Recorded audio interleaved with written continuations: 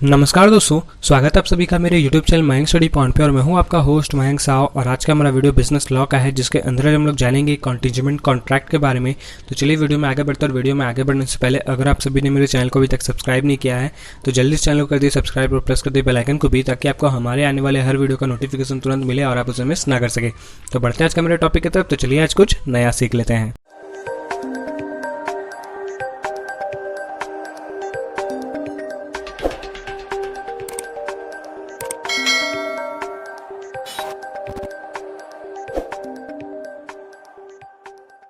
तो दोस्तों, अब हम लोग यहाँ पे बात करेंगे कॉन्टिंजेंट कॉन्ट्रैक्ट के बारे में कि कॉन्टिंजेंट कॉन्ट्रैक्ट होता क्या है। लेकिन उससे पहले हम लोग उसका एक और पार्ट समझेंगे, जो कि होता है एब्सोल्यूट कॉन्ट्रैक्ट के बारे में। उसमें क्या होता है, तो एब्सोल्यूट कॉन्ट्रैक्ट क्या होता है और कॉन्टिंजेंट कॉन्ट्रैक्ट क्या होता है, उसमें क्या डिफरेंस होता है, इस पर हम लोग पहले बात करते हैं। पहले एब्सोल्यूट कॉन्ट्रैक्ट, उसमें कि मान लीजिए एक प्रॉमिसर है ए और एक प्रॉमिसी है बी। ए बी को वादा किया कि मैं तुम्हें सामान दूंगा और बी उसके बदले में उसे पैसे देगा, तो ये हो जाता है एब्सोल्यूट कॉन्ट्रैक्ट। लेकिन वही चीज़ अगर कॉन्टिंजेंट में हम लोग करें, कॉन्टिंजेंट कॉन्ट्रैक्ट में, तो उसमें हम लोग एग्जांपल ले सकते हैं एक इंश्योरेंस कंपनी का, LIC का, चाहे वो कोई भी तरह का इंश्योरेंस हो। एक उनमें से कोई एक इंश्योरेंस ले लेते हैं हम लोग, घर जिसका जल जाता है, तो ए जो है वो इंश्योरेंस बनाता है और बी जो है इंश्योरेंस करता है। जो इंश्योरेंस बना रहा है बी का, यानी कि ए बी का इंश्योरेंस बना रहा है, उसमें उसने क्या बताया कि आप अपने घर के ऊपर इंश्योरेंस बना रहे हो इन केस कि अगर आपका घर टूट जाता है या फिर जल जाता है तो वो एक कॉन्टिंजेंट कॉन्ट्रैक्ट के अंदर है, तभी आपको उसका पैसा मिलेगा। वो नहीं कि आपका घर कुछ और हो गया, टूटा नहीं, जला भी नहीं, बस कुछ दरार आ गया या फिर कोई प्रॉब्लम से कुछ और तरीके से खराब हो गया आपका घर, या आपको घर बेचना पड़ा, तो उसका आपको इंश्योरेंस नहीं मिलेगा। बात को ध्यान से समझने की कोशिश कीजिएगा। उसने पैसे लगाए कि उसका घर टूट जाएगा तो उसे पैसे मिलेगा 50,000 रुपया। उसने 1 लाख का इंश्योरेंस किया, उसमें उसे 1.5 लाख रुपया मिलेगा, एक्स्ट्रा 50,000 रुपया मिलेगा घर का, अगर घर टूट जाता है तो। लेकिन ये एक तरह का कॉन्ट्रैक्ट हो गया। लेकिन उसमें इंश्योरेंस कंपनी जो है उसमें एक और ऑब्लिगेशन लगा देता है कि साथ में अगर आपका घर टूटने के साथ साथ जल भी जाता है, अगर जल भी जाता है, आपका घर डैमेज हो जाता है, तो भी आपको 1.5 लाख रुपए मिलेंगे, यानी कि 50,000 रुपया एक्स्ट्रा मिलेगा। तो ये हो जाता है कॉन्टिंजेंट कॉन्ट्रैक्ट। इसी के बारे में हम लोग पूरा समझेंगे। तो इसके बारे में हमने छोटा सा एक डेफिनेशन लिख रखा है जो अंडर सेक्शन 31 में आता है, उसे भी हम लोग कवर करेंगे। तो स्टार्टिंग से स्टार्ट करते हैं हम लोग। An absolute contract is one where the promisor performs the contract without any condition। तो यहाँ पे वही बताया गया कि जो भी एब्सोल्यूट कॉन्ट्रैक्ट होते हैं उसमें जो परफॉर्मर हो रहा है, जो प्रॉमिसर है, वो बिना किसी अदर कंडीशन का कोई कॉन्ट्रैक्ट कर रहा है, उसको हम लोग एब्सोल्यूट कॉन्ट्रैक्ट कहते हैं। जैसे कि मैंने आपको बताया कि ए को सामान देना था और बी को सामान के बदले उसे पैसे देने थे, तो इसमें कोई कंडीशन नहीं है। तो कॉन्टिंजेंट कॉन्ट्रैक्ट क्या होता है? On the other hand, are the ones where the promisor performs his obligation only when certain conditions are met। Contingent contract कहाँ पे यूज होता है? जहाँ पे सर्टेन कंडीशन और ऑब्लिगेशन परफॉर्म होता है। जैसे कि मैंने आपको बताया कि किसी इंश्योरेंस वाले ने किसी आदमी का इंश्योरेंस बनाया कि उसका घर अगर टूट जाता है तो उसे 1.5 लाख रुपया दिया जाएगा, अगर वो 1 लाख रुपया जमा करता है तो। और इसके साथ साथ अगर उसका घर टूटने के अलावा उसका घर जल भी जाता है तो भी हमारा कंपनी उसे पैसा देगा। तो ये होता है ऑब्लिगेशन के उसके साथ एक और कंडीशन यूज कर दिया गया, तो वो होता है contingent contract. If you look at the contracts of business service, हम लोग यहाँ पे बिजनेस लॉ पे पढ़ रहे हैं, तो ये बिजनेस में क्या प्रभाव पड़ता है, बिजनेस से क्या रिलेटेड होता है, ये हम लोग समझेंगे। If you look at the contracts of business services, insurance, indemnity or guarantee, they have one thing in common: they create an obligation on the promisor if an event which is collateral to the contract does or does not happen। यहाँ पे वही चीज़ बताया गया कि अगर हम लोग business services में इस कॉन्ट्रैक्ट को देखें, तो जैसे कि हम लोग का एक इंश्योरेंस आ जाता है, फिर इंडेमिनिटी ऑफ गारंटी आ जाता है कि आपको गारंटी देता हूँ, आप कुछ घड़ी खरीद रहे हो, आप कोई महंगा घड़ी खरीद रहे हो या फिर फ़ोन खरीद रहे हो तो आपको उसमें भी गारंटी या वारंटी देता है कि आपका इस बीच में इस तारीख तक अगर ऐसा आपके घड़ी में कुछ प्रॉब्लम हो जाता है, डिफ़ॉल्ट प्रॉब्लम हो जाता है, तो वो मैं आपको फिर से रिन्यू करके दे दूंगा या फिर नया घड़ी दे दूंगा या नया फ़ोन दे दूंगा, ऐसा कुछ होता है। तो ये भी एक तरह का कॉन्टिजेंट कॉन्ट्रैक्ट होता है कि उसमें भी कुछ कंडीशन लगे हुए रहते हैं कि आपका फ़ोन इसी तरीके का होना चाहिए। जैसे कि मैं एक और एग्जांपल आपको दे देता हूं कि हम आजकल तो फ़ोन भी एक्सचेंज होते हैं कि एक के बदले दूसरे फ़ोन ले लो। तो वहाँ पे क्या होता है, जैसे मैं अपना खुद का एक्सपीरियंस बता रहा हूँ। मेरे पास एक फ़ोन था, वो टूट गया, तो उसे जाके मैंने रिपेयर करवाया। रिपेयर करवाने के बाद उसे एक्सचेंज किया, लेकिन वहाँ पे जो जब एक्सचेंज में गया, एक्सचेंज हो रहा था मेरा फ़ोन, तो उसने चेक किया कि हाँ ये सब कुछ सही है या नहीं। तो वहाँ पे उसको क्या पता चल गया कि वो स्क्रीन जो है नया लगा हुआ है, वो पुराना स्क्रीन नहीं है, यानी कि जो मेरा फ़ोन का है ओरिजिनल स्क्रीन नहीं था वो। तो वो क्या किया, लेने से मना कर दिया। क्यों? क्योंकि ये कंडीशन अप्लाई नहीं था। वहाँ पे बोला कि तो जिस फ़ोन का जो भी पार्ट्स है वो रहना चाहिए और वो सही सलामत होना चाहिए, तभी एक्सचेंज होगा, नहीं तो नहीं होगा।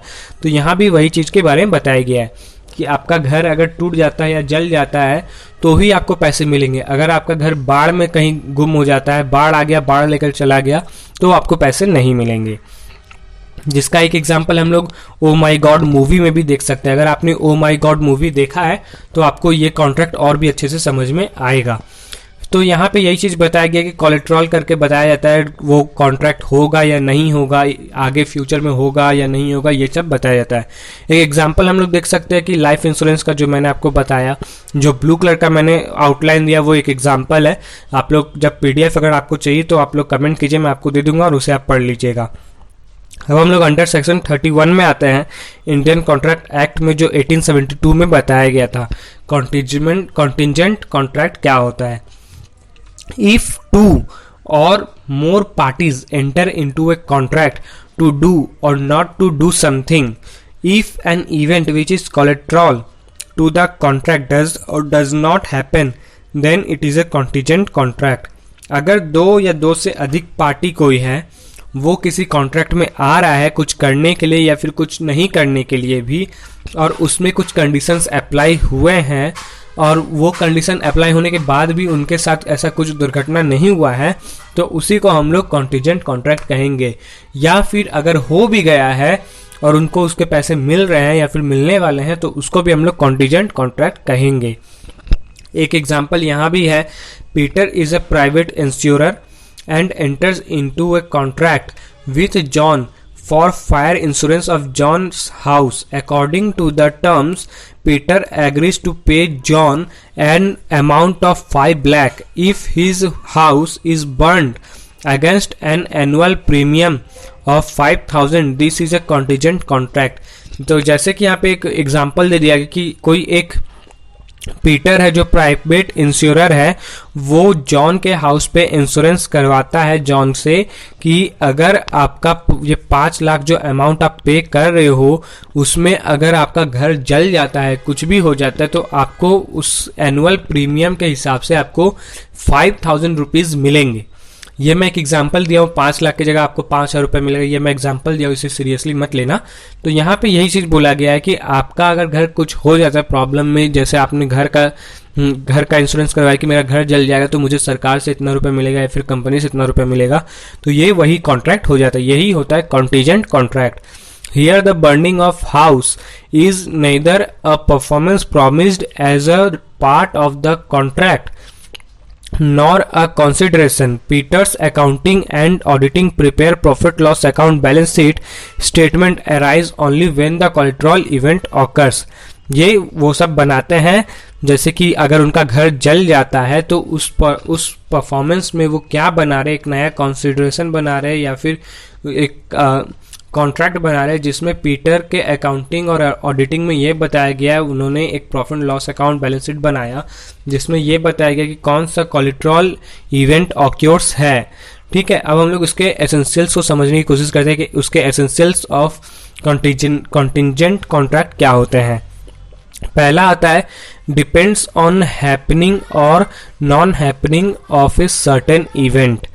यहाँ पे बात किया जा रहा है कि ये कॉन्ट्रैक्ट उस पर बेस्ड होता है जो होने वाला है या फिर नहीं होने वाला है उस पे।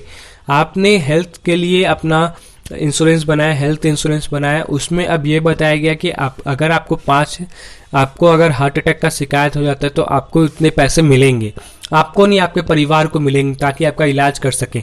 और अगर आपके साथ ऐसा कुछ हुआ ही नहीं तो फिर आपको पैसे नहीं मिलेंगे। तो यहाँ पे यही चीज होता है, ये डिपेंड करता है कि अगर वो होगा या नहीं होगा उस कॉन्ट्रैक्ट पे।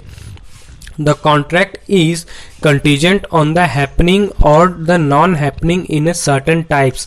This said event can be precedent or subsequent. This will not matter. Example: Peter promises to pay John 5,000 in a Rajdhani Express reach Delhi on time. This is contingent event. जैसे कि यहाँ पे example बताया गया कि Peter जो है वो जॉन को प्रॉमिस करता है कि मैं उसको 5,000 रुपया दूंगा अगर राजधानी एक्सप्रेस जो है दिल्ली सही टाइम पे पहुंच जाता है। तो अगर सही टाइम पे नहीं पहुंचता है तो वो 5,000 रुपया नहीं देगा, और अगर पहुंच जाता है तो उसे वो 5,000 रुपया देना पड़ेगा।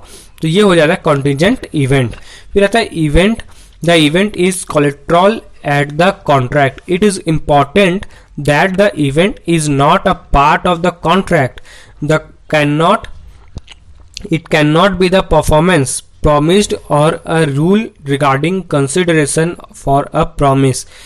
The event is collateral to the contract. अब ये क्या होता है, इवेंट जो है वो ज्यादा इंपॉर्टेंट नहीं होता है किसी कॉन्ट्रैक्ट में कि हाँ वो इवेंट है तभी वो कॉन्ट्रैक्ट बन रहा है, ये ज्यादा इंपॉर्टेंट नहीं होता। यहाँ पे इंपॉर्टेंट वो हो जाता है कि उसका परफॉर्मेंस क्या हो रहा है, उसका कंसिडरेशन क्या है, उसका प्रॉमिस क्या है। It can not be the performance promised और a rule regarding consideration for a promise. Peters enter into a contract with John not promises to deliver 5 television set to him. Peter जो है किसी contract में आता है John के साथ, जिसमें वो प्रॉमिस करता है कि वो 5 तो टीवी जो है डिलीवर करेगा। into contract not and promises 5 television sets to him। तो यहाँ पे पीटर जॉन को क्या प्रॉमिस करता है कि वो जब कॉन्ट्रैक्ट में आएगा तो वो उसके घर में या फिर उसके दुकान में 5 तो टेलीविजन सेट डिलीवर करेगा। John promises to pay him 75 rupees upon delivery, और जॉन क्या करता है 75,000 रुपये बोलता है कि जब मेरे घर में टीवी आ जाएगा 5 तब मैं आपको पे करूंगा। This is not a contingent contract, क्योंकि ये कॉन्ट्रैक्ट कॉन्टिजेंट कॉन्ट्रैक्ट नहीं, क्योंकि जॉन इसमें ऑब्लिगेशन डिपेंड्स कर सकता है on the event which is part of the contract delivery of TV sets and not a collateral event. यहाँ पे जॉन ऑब्लिगेशन लगा सकता है, ऑब्लिगेशन डिपेंड करता है इसमें कि अगर उसके पास नहीं आते टीवी तो 75,000 रुपये नहीं देगा। फिर आता है Peter enters into a contract with John and promises to deliver 5 television set to him if Brazil wins the FIFA World Cup, provided John pays him 25,000 before the World Cup kicks off. This is a contingent contract since Peter obligation arise only when Brazil wins the cup, which is a collateral event. अब एक और contract हम लोग को देखने को मिल रहा है जिसमें कॉन्टिजेंट कॉन्ट्रैक्ट का दावा किया जाता है कि ये कॉन्टिजेंट कॉन्ट्रैक्ट है। जैसे कि पीटर और जॉन एक कॉन्ट्रैक्ट में आता है और पीटर वहां पे उस जॉन को प्रॉमिस करता है कि मैं तुम्हें 5 टीवी सेट दूंगा, डिलीवरी करूंगा अगर ब्राजील जो है फीफा वर्ल्ड कप जीत जाता है तो। लेकिन उसके लिए जॉन को 25,000 रुपये पहले जमा करने होंगे, वर्ल्ड कप जीतने से पहले, वर्ल्ड कप होने से पहले। तो ये जो जॉन पैसा जमा कर रहा है इसमें जो भी पीटर ने कंडीशन लगाए हैं, कोलेट्रल कॉन्टिजेंट लगाए हैं, उसे ही हम लोग कॉन्टिजेंट कॉन्ट्रैक्ट कहते हैं। ठीक है। The event should not be a mere will of the promisor. अब हम लोग तीसरा पॉइंट पे आते हैं। The event should not be a mere will of the promisor. The event can not be a wish of the promisor. कोई भी event promisor का विश नहीं होता है। Example, Peter promises to pay John 5,000 to Argentina wins the FIFA World Cup. Peter John को promise करता है कि अगर अर्जेंटीना वर्ल्ड कप जीतता है तो उसे वो 5,000 रुपए देगा। This is not a contingent contract. Actually this is not a contract at all. ये किसी तरह का कॉन्ट्रैक्ट भी नहीं है और ये कॉन्टिजेंट कॉन्ट्रैक्ट भी नहीं है। अगर पीटर प्रॉमिस करता जॉन को कि वो 50,000 देगा अगर वो मुंबई मुंबई और दुबई अगस्त 30 तारीख को जैसे पढ़ लेता हूं मैं। Peter promises to pay John 50,000 if he lives Mumbai for Dubai on 30 August 2018. This is a contingent contract. Going to Dubai can be within John's will, but it is not merely his will. यहाँ पे क्या हुआ कि Peter एक promise करता है कि John को कि अगर तुम मुंबई छोड़कर दुबई जाते हो तो मैं तुम्हें 50,000 रुपये दूंगा 30 अगस्त तक। अगर तुम 30 अगस्त के अंदर अंदर दुबई चले जाते हो मुंबई छोड़कर तो मैं तुम्हें 50,000 रुपये दूंगा। लेकिन यहाँ पे क्या हो रहा है, जॉन का विलिंगनेस नहीं, जॉन का विश नहीं कि मुझे वहां जाना है, लेकिन फिर भी वो जा रहा है। क्यों? क्योंकि ये कॉन्टिजेंट कॉन्ट्रैक्ट है, उसको पैसे चाहिए। ठीक है। The event should be uncertain. If the events is sure to happen then the contract is due to be performed. अगर यहाँ पे इवेंट श्योर होता है, कोई वो हैपन होने वाला है, वो दुर्घटना घटने वाला है या कुछ भी होने वाला है, तो वहां पे कॉन्ट्रैक्ट जो होता है वो परफॉर्म करता है। This is not a contingent contract, लेकिन ये कॉन्टिजेंट कॉन्ट्रैक्ट नहीं कहलाता है। The event should be uncertain, क्योंकि ये क्लियर नहीं है, ये इवेंट क्लियरली नहीं है। अनसर्टेन का मतलब होता है कि वो क्लियरिटी नहीं दे रहा है कि हाँ यही चीज हुआ है, तो ये कॉन्टिजेंट कॉन्ट्रैक्ट नहीं होता है। Peter promises to pay John 500 rupees if it train in Mumbai in the month of July 18। यहाँ पे जैसे एक एग्जांपल ले लेते हैं, पीटर जो है जॉन को प्रॉमिस करता है कि उसे 5,000 रुपये वो तब देगा अगर उस जुलाई में मुंबई में बारिश होगा तो वहां पे उसे पैसा देगा। लेकिन ये किसी तरह का कॉन्टिजेंट कॉन्ट्रैक्ट नहीं हो रहा है। क्यों नहीं हो रहा है? क्योंकि जुलाई में ऑलमोस्ट रेन नहीं होता है, because in July rains are almost a certainty in Mumbai. बहुत ही लगभग होता है, बारिश होता है मुंबई में, लेकिन नहीं होता है। तो ये तो था एसेंशियल एलिमेंट्स। अब हम लोग पढ़ेंगे एनफोर्समेंट ऑफ कॉन्टिजेंट कॉन्ट्रैक्ट्स के बारे में। तो सबसे पहला रूल हम लोग का आ जाता है जो 32 से सेक्शन 32 से 36 के बीच में बताया गया है इंडियन कॉन्ट्रैक्ट एक्ट 1872 में। अगर आप LLB कर रहे हो तो आपके लिए ये बहुत इंपॉर्टेंट है, और अगर आप बिजनेस लॉ में भी हो तो ये भी आप पढ़ोगे, इससे भी आपको बहुत हेल्प मिलेगा। जो अंडर सेक्शन 32 से 36 में बताया गया है कि इन्फोर्समेंट क्या होता है कॉन्टिजेंट कॉन्ट्रैक्ट का, पहला रूल क्या है। तो पहला रूल यहाँ पे हम लोग देखते हैं, contracts contingent on the happening of an event. Contracts contingent कब बनता है? किसी इवेंट पे, किस तरीके के इवेंट पे? जब कुछ होने वाला होता है। A contingent contract might be based on the happening of an uncertain future event. ये contingent contract किस पे बेस्ड होता है कि फ्यूचर में क्या होने वाला है उस पे, जो क्लियरली अभी भी नहीं है कि कौन सा इवेंट होने वाला है, दुर्घटना होने वाला है, अच्छा होने वाला है, क्या होने वाला है। In such cases, the promisor is liable to do or not do something if the event happens. और यहाँ पे प्रोमिसर लाइबल होता है कि वो हो सकता है करेगा, या अगर नहीं हुआ तो नहीं भी करेगा, कि अगर वो कारण नहीं होता है तो। However the contract can not be enforced by law unless the event takes places. If the happening of the event becomes impossible then the contingent contract is void. This rule is specified in section 32 of the Indian Contract Act. तो यहाँ पे एक example के तौर पे हम लोग पढ़ सकते, समझ सकते ये क्या है। Peter promises to pay John 50,000 if he can marry Julia। जैसे कि पीटर जो है जॉन को ये प्रॉमिस करता है कि वो उसे 50,000 रुपये तब देगा जब वो जूली से या फिर जूलिया से शादी करेगा। The prettiest girl in the neighbourhood. और वो जो लड़की है जो जूलिया है वो पीटर की बहुत ही अच्छी, बहुत ही खूबसूरत नाइबरहुड है, यानी कि पड़ोसी है। This is a contingent contract. और ये एक तरह का कॉन्टिजेंट कॉन्ट्रैक्ट होता है कि जॉन को उससे पैसे मिलेंगे अगर वो जूलिया से शादी करता है तो। Unfortunately Julia dies in a car accident. और इस गलती से या किसी कारण से जूलिया का डेथ हो जाता है एक कार एक्सीडेंट में। Since the happening of the event is no longer possible the contract is void.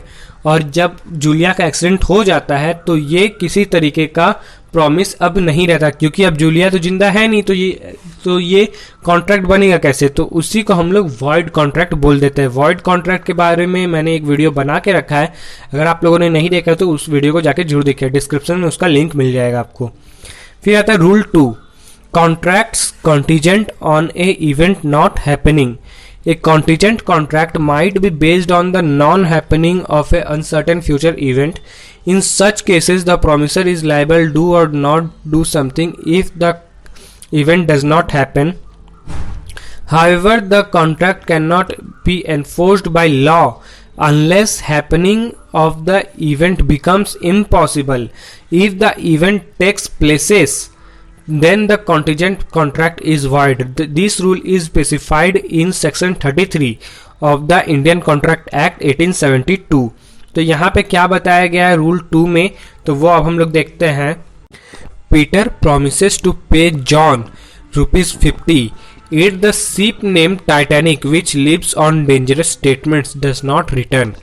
Peter John को ये प्रॉमिस करता है कि वो 50,000 रुपये देगा किसी टाइटैनिक शिप का, अगर वो डेंजरस स्टेटमेंट रिटर्न नहीं आता, तो यानी कि वो टाइटैनिक जो है रिटर्न नहीं आता है तो वो उसे 50,000 रुपये देगा। This is a contingent contract, क्योंकि वो 50 रुपये दे चुका है, क्योंकि वो जानता है कि टाइटैनिक जहाज जो है वो वापस नहीं आने वाला है। ये एक डेंजरस स्टेटमेंट होता है। This contract is enforceable by law, और ये एनफोर्सेबल होता है एक लॉ से कि ship sinks making it's return impossible, क्योंकि उसको मालूम है, ये सर्टेन है कि टाइटैनिक जो है वो अब रिटर्न नहीं आने वाला है। On the other hand, if the ship returns then the contract is void, और अगर ये हो जाता है कि शिप वापस आ जाता है, टाइटैनिक वापस आ जाता है, तो ये कॉन्ट्रैक्ट वॉइड कहलाता है। ठीक है, अब आते हैं हम लोग अपने रूल नंबर 3 पे। Contract contingent on the conduct of a living person who does something to make the event or conduct as impossible of happening.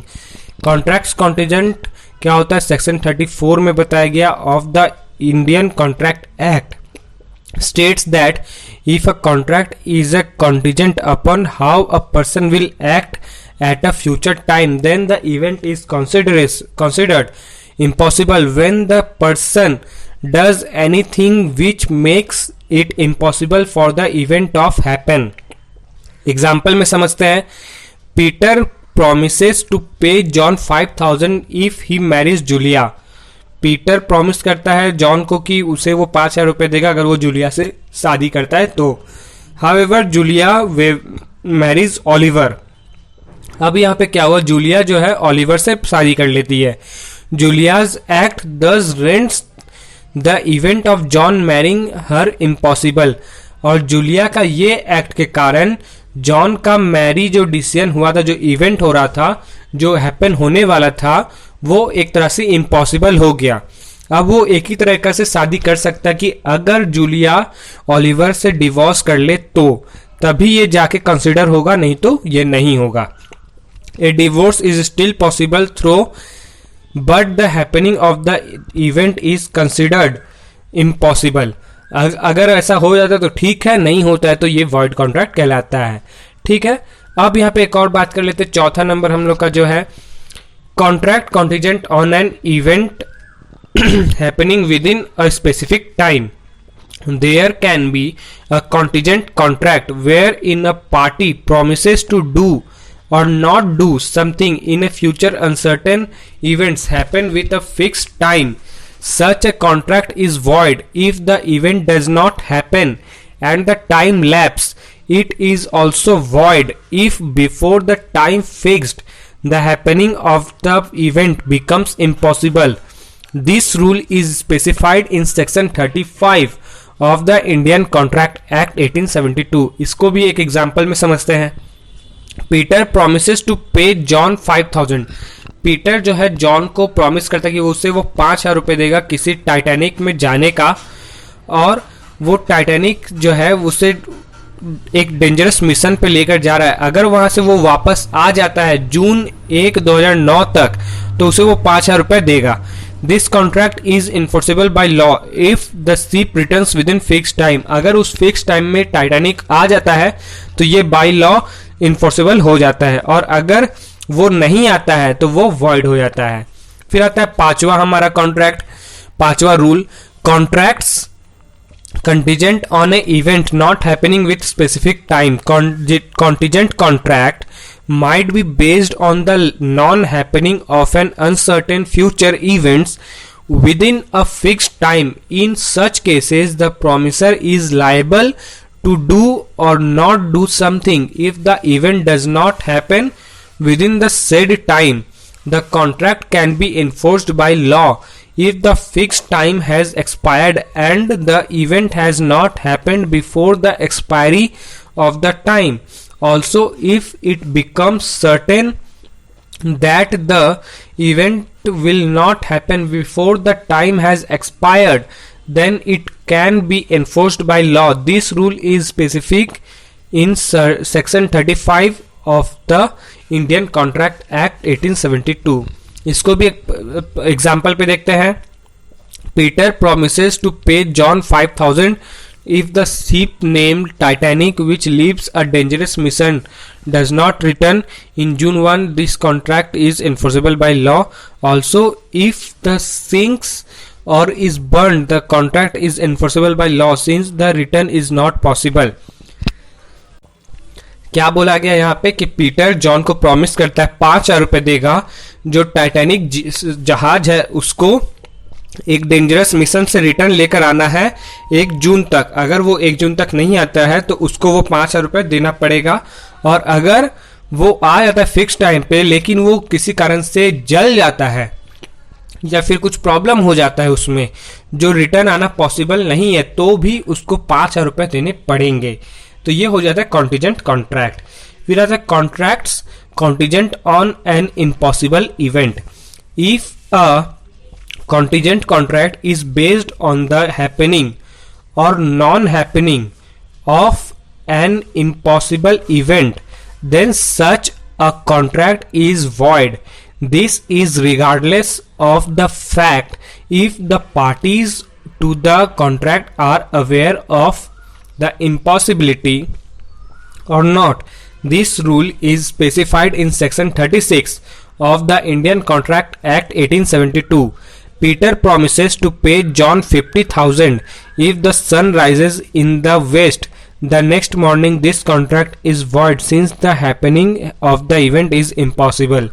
जैसे कि यहाँ पे एक एग्जाम्पल में हम लोग समझते हैं कि पीटर जो है वो जॉन को प्रॉमिस करता है कि अगर सूरज पश्चिम से उगता है तो उसे वो 50,000 रुपए देगा, लेकिन ये सभी कोई जानते हैं ये कॉन्ट्रैक्ट वॉइड होने वाला है क्योंकि ऐसा कभी होने वाला नहीं है, ये इम्पॉसिबल है। तो ये contract contingent contract of an impossible event पे जाता है जो अंडर सेक्शन 36 के अंदर आता है। तो दोस्तों आज के लिए बस इतना ही। उम्मीद करता हूँ कि आप सभी को मेरा वीडियो पसंद आया होगा। तो जाते थे वीडियो को लाइक करें, और अगर आप चैनल पर न्यू है तो चैनल को सब्सक्राइब करें और प्रेस करें बेल आइकन को भी, ताकि आपको हमारे आने वाले हर वीडियो का नोटिफिकेशन तुरंत मिले और आप उसे मिस ना कर सके। तो मिलते हैं हमारे अगले वीडियो पे, तब तक के लिए जुड़े रहे मयंक स्टडी पॉइंट के साथ। वीडियो को पूरा देखने के लिए आपका बहुत बहुत शुक्रिया। मिलते हैं हमारे अगले वीडियो पे।